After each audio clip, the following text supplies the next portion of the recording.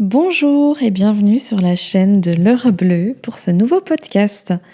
Aujourd'hui, j'ai envie de vous parler d'un gros sujet et il me paraît important de l'explorer dans toutes ses multiples facettes parce que c'est justement quand on les met toutes ensemble qu'on parvient à atteindre cet état qu'on est nombreux à convoiter, la complétude.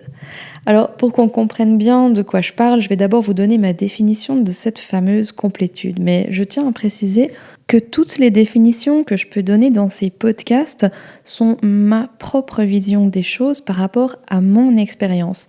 Ça résonnera avec certains et ça ne parlera peut-être pas à d'autres, mais c'est juste important pour moi de parler uniquement de ce que j'ai réellement expérimenté, ressenti et intégré. C'est pour ça que mes explications sont des points de vue et ne sont pas universelles, mais si ça vous parle, alors tant mieux. Donc, cette fameuse complétude, pour moi, c'est le moment où j'ai fait la lumière sur toutes mes parts intérieures, que j'ai pu toutes les accueillir dans une forme d'amour inconditionnel, ce qui implique de soigner ces blessures du passé. Et c'est le moment où cet amour inconditionnel circule à l'intérieur de moi et que je le ressens profondément. Ça a pour conséquence l'apaisement de l'ego, le développement de l'autonomie, c'est-à-dire que nos besoins ne sont plus dirigés vers les autres, du style j'ai besoin qu'ils reconnaissent le mal qu'il m'a fait ou j'ai besoin qu'elle me rassure sur ses intentions. Donc en fait, on prend la responsabilité de nos émotions et on ne rejette pas la faute sur les autres. Par exemple, ce n'est pas l'autre qui me rend triste, mais je suis triste parce que j'ai un besoin qui n'est pas nourri et que j'attends accessoirement de l'autre qu'il nourrisse mon besoin. La complétude, une fois atteinte, déclenche aussi un très bel élan de contribution qui permet de développer la joie intérieure sans objet. Donc, on n'est pas heureux parce que quelque chose de joyeux se passe, mais on est juste joyeux sans raison. C'est comme une espèce de nappe de fond. Et ça, ça va développer notre bienveillance et notre altruisme. Voilà, ça fait rêver, hein? Et maintenant, comment est-ce qu'on arrive à cette complétude? Soyons clairs, c'est du travail, beaucoup de travail. Bon, alors, comment on s'y prend? D'abord, à mon sens, la qualité la plus indispensable dans ce parcours, c'est d'avoir l'honnêteté et l'humilité de reconnaître mes parts intérieures qui sont peu reluisantes. Et quand je parle de parts intérieures, j'entends par là tous ces aspects de nous-mêmes qui nous habitent. Quand je suis jalouse, c'est une part de moi qui est insécure et probablement blessée. Quand je veux acheter une nouvelle paire de chaussures et qu'en même temps je trouve ça déraisonnable, ce sont deux parts de moi qui se chamaillent et qui ont des besoins différents. En l'occurrence, un besoin de sécurité financière qui s'oppose à un besoin de plaisir et de légèreté. Quand j'ai envie d'un dessert mais que je n'ai plus faim, encore deux autres parts, etc. Et certaines de ces parts ont des réactions qu'on n'aime pas du tout. Certaines de ces parts mettent en lumière le fait qu'on n'a pas toujours les moyens concrets de suivre nos aspirations. Si j'aspire à être en bonne santé, à perdre un peu de poids, à prendre soin de mon corps, et donc à limiter ou à supprimer le sucre raffiné, mais qu'une autre part de moi ne résiste pas à l'envie de s'envoyer la moitié du paquet de cookies, je constate que je n'ai pas les moyens de mes aspirations. Et tout ça, ça demande donc une grande capacité d'auto-observation, de prise de recul et d'honnêteté. Oui, j'ai peut-être une part de moi qui a envie de se goinfrer de sucre. Et oui, j'ai peut-être une part de moi qui souffre tellement d'avoir été quittée par son amoureux qu'elle préférerait qu'il meure plutôt qu'il retrouve une nouvelle compagne. Et même si c'est un élan qu'on va juger honteux et qu'on va réprimer évidemment, et qu'on ne va probablement même pas oser s'avouer, si on n'accepte pas de mettre la lumière dessus, on ne verra pas derrière ses pensées qu'il y a une part de nous qui manque d'amour, qui n'est pas construite et qui a besoin d'être soignée et apaisée. Si je n'accepte pas de voir ces aspects un peu crasseux, alors je ne me donne pas la chance de les rendre lumineux. La deuxième chose qui est fort utile tout au long de ce parcours, c'est d'accepter le miroir que les autres nous tendent. Et ça aussi, c'est quelque chose qu'on n'aime pas trop en général. À chaque fois que mon ou ma partenaire a un comportement qui m'irrite, qui m'agace ou qui me rend triste, c'est que ça vient mettre le doigt sur quelque chose qui en réalité m'appartient. L'autre peut bien être un stimulus qui va déclencher mon émotion, mais c'est parce que j'ai un besoin non nourri que je suis stimulée. J'en veux pour preuve qu'un même comportement va déclencher des réactions totalement différentes selon qui on a en face de nous. Je me souviens d'une discussion que j'ai eue avec une amie au sujet de mon amoureux de l'époque. Moi, j'estimais qu'il m'envoyait pas assez de messages quand il partait en week-end à la montagne. Je recevais un message par 24 heures et ça suffisait pas à nourrir mon besoin de lien, de connexion. Et en plus, j'étais toujours un petit peu angoissée parce que j'avais pas de ses nouvelles et parce que je savais qu'il était un peu tête brûlée. Et ma copine, elle m'a dit ça, elle me fait « Mais pas de nouvelles, bonnes nouvelles ! S'il t'écrit pas, c'est qu'il est concentré sur ce qu'il fait, il nourrit son besoin de plaisir, d'indépendance et il veut juste vivre l'instant présent pleinement plutôt que de sortir son téléphone toutes les 4 heures. » En fait, elle trouvait ça plutôt sain et elle me disait que quand elle était loin de son mari, elle ressentait pas le besoin de lui envoyer des messages, qu'elle se sentait de toute façon liée à lui et qu'elle était même rassurée quand elle recevait pas de messages parce que pour elle, ça voulait dire que tout allait bien. Tout ça pour dire que dans ce cas, si j'accepte de regarder ce qu'il y a dans le miroir que mon amoureux me tend, eh bien ça va me permettre d'avancer. En l'occurrence, le fait que je réagisse à ce que j'appelais un manque de communication et d'intérêt de sa part, eh bien ça montrait peut-être une forme d'insécurité, un manque de confiance et un besoin d'être rassuré. C'est donc pas le comportement de l'autre qui est la cause de ce que je ressens, mais bien la façon dont je reçois les choses en fonction de mes propres filtres. Étape suivante. On va travailler sur ces blessures. Pour reprendre l'exemple d'avant, si j'ai un grand besoin d'être rassurée et que j'ai toujours l'impression que ce besoin n'est pas comblé, alors peut-être qu'il y a une blessure du passé qui cherche à s'exprimer.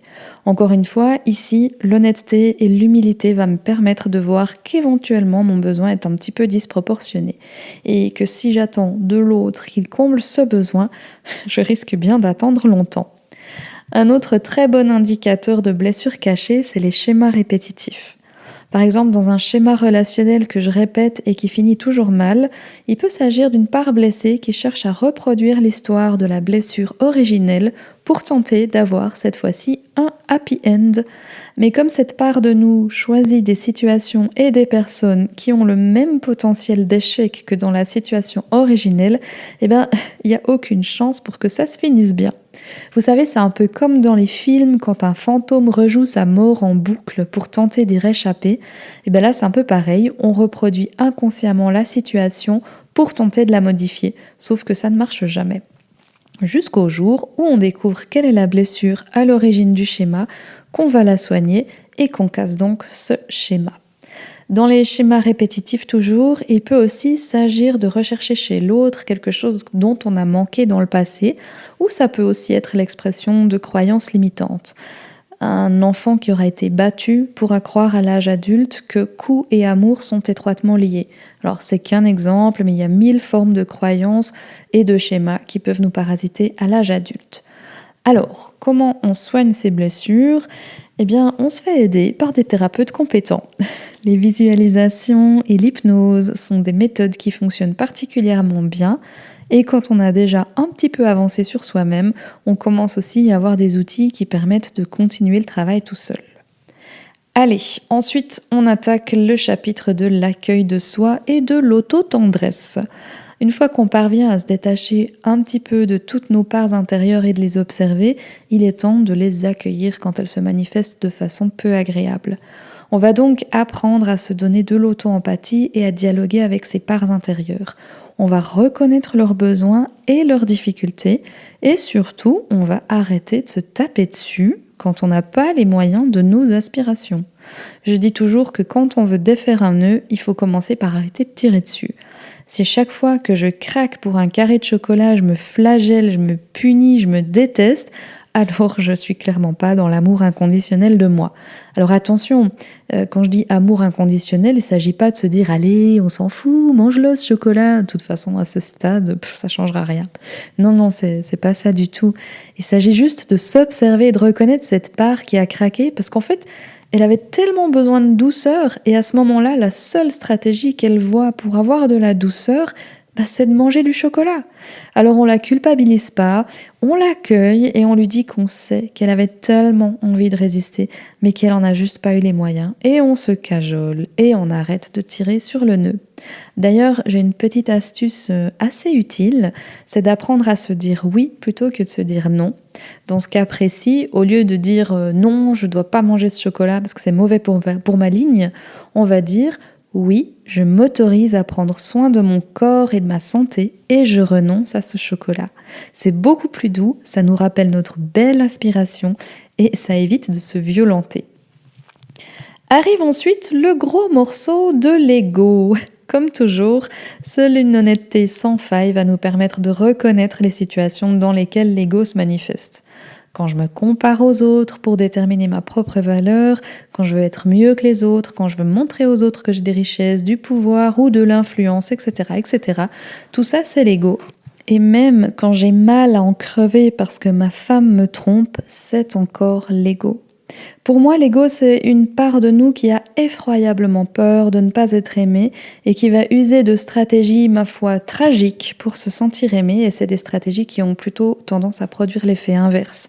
Mais là, je vous invite à écouter le podcast numéro 1 qui traite de l'ego et de ses mécanismes un petit peu plus en détail.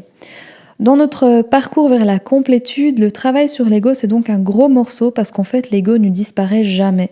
Il fera toujours partie de notre humanité. La seule chose qui peut le rassurer durablement, c'est la certitude d'être aimé. Et pour ça, il faut s'aimer soi-même parce qu'on n'aura jamais la certitude que les autres nous aiment. Et ça veut dire qu'il faut être capable de voir quand l'ego s'agite et donc d'en prendre soin. Par exemple, dans une soirée entre amis, si je parviens à m'observer alors que je commence à prendre un peu plus de place que les autres, que je parle beaucoup de moi, que je veux mettre de l'ambiance, etc., je peux prendre quelques secondes pour dire intérieurement à mon ego « Je vois que tu parles beaucoup de toi et de tes expériences. Est-ce que tu voudrais que tous ces gens te considèrent et te trouvent intéressant ? Est-ce que ça te permettrait de te sentir accepté, intégré, reconnu ? Et est-ce qu'au final, tout ça, ça te permettrait de te sentir aimé ? C'est ça ? » Quelque chose comme ça. Et là, l'ego, il va se dire « Ah, ouais, c'est ça, ouais. » Et à ça, en fait, on peut répondre tout tranquillement « Ok, je vois, c'est pas grave.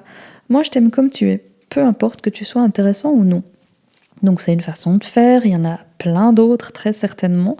Mais c'est vraiment ça, en fait. C'est prendre le temps de reconnaître et de voir qu'est-ce qui se joue à l'intérieur de moi quand je cherche comme ça quelque chose des autres, quand j'ai envie de plaire, quand j'ai envie d'être un peu unique, etc., eh bien, en général, c'est cet ego qui se manifeste, qui recherche de l'amour à l'extérieur. Donc, plus on est capable de nous-mêmes alimenter cet ego, moins il va chercher ça à l'extérieur et plus il va s'apaiser. Et il va aussi tout naturellement s'apaiser quand toutes les parts blessées à l'intérieur de nous auront été reconnues et soignées. Parce que ça permet justement le soin de ces blessures de faire grandir l'amour en soi. Et plus l'amour grandit, plus l'ego se rassure sur le fait qu'il est aimé. Donc il va plus chercher cette validation et cet amour ou cette reconnaissance à l'extérieur. Et maintenant, la synthèse de tout ça, je dirais que c'est quand toutes nos parts intérieures sont accueillies et qu'elles peuvent continuer à vivre en nous de façon harmonieuse, parce qu'il ne s'agit pas de les faire disparaître, quand nos blessures sont soignées et quand l'ego commence à s'apaiser, alors il y a cette espèce de magie qui opère et qui commence à circuler à l'intérieur. C'est comme des vagues d'amour de soi à soi. C'est comme avoir l'impression d'être amoureux et d'être aimé en retour, sans pour autant que ce soit lié à quelqu'un. C'est ressentir des élans de contribution, c'est voir tous les possibles qu'offre la vie et se rendre compte qu'on peut se réaliser pleinement. C'est se défaire de toute dépendance affective génératrice de souffrance, c'est se respecter profondément tout en respectant profondément les autres. Bref, c'est juste trop cool en fait. Et parfois ça disparaît parce que notre humanité reste là, toujours. Parfois, il n'y a plus rien qui circule, parfois on est en colère, parfois on se compare, mais on s'observe et on sait qu'on a goûté à cet espace de paix et qu'il est donc possible d'y retourner. Mais le chemin n'est pas linéaire, malheureusement, ce serait trop facile. Et accueillir nos allers-retours, ça fait aussi partie de ce beau parcours. Voilà. Si vous avez des commentaires, des questions ou si vous voulez partager vos expériences, n'hésitez pas à le faire et je lirai ça avec une grande attention. Prenez soin de vous et à bientôt!